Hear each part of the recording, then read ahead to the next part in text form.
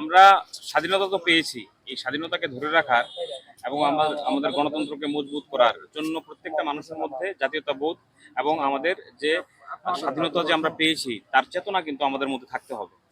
তো সেটাকে কেন্দ্র করে 14 সালের আগে আমরা দেখিনি কোনো সময় এই ধরনের প্রোগ্রাম অ্যারেঞ্জ করা।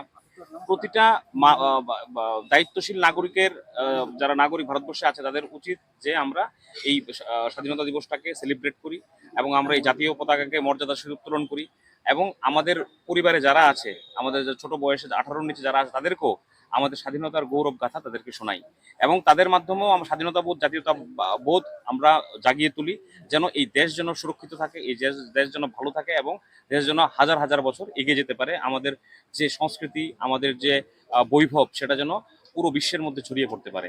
তো আমরা আমাদের মোদীজি প্রধানমন্ত্রী হওয়ার পর থেকে ঘর ঘর তিরঙ্গা, হর ঘর তিরঙ্গা এবং তিরঙ্গা র্যালি এবং তিরঙ্গা এই স্বাধীনতা দিবসটাকে আমরা শুধু একদিনের জন্য না, আমরা 3 থেকে 4 দিনের জন্য উদযাপন করি এবং প্রত্যেকটা মানুষের মধ্যে স্বাধীনতা দিবসের যে আমাদের স্বাধীনতা সংগ্রামীরা যারা প্রাণ দিয়েছেন তাদের কথা স্মরণ করা এবং তাদের এই স্মরণের মাধ্যমে আমাদের নতুন প্রজন্মের মধ্যে সেটা পেনিট্রেট করা এবং স্বাধীনতা দিবসকে যথাযথ মর্যাদার সহিত পালন করা।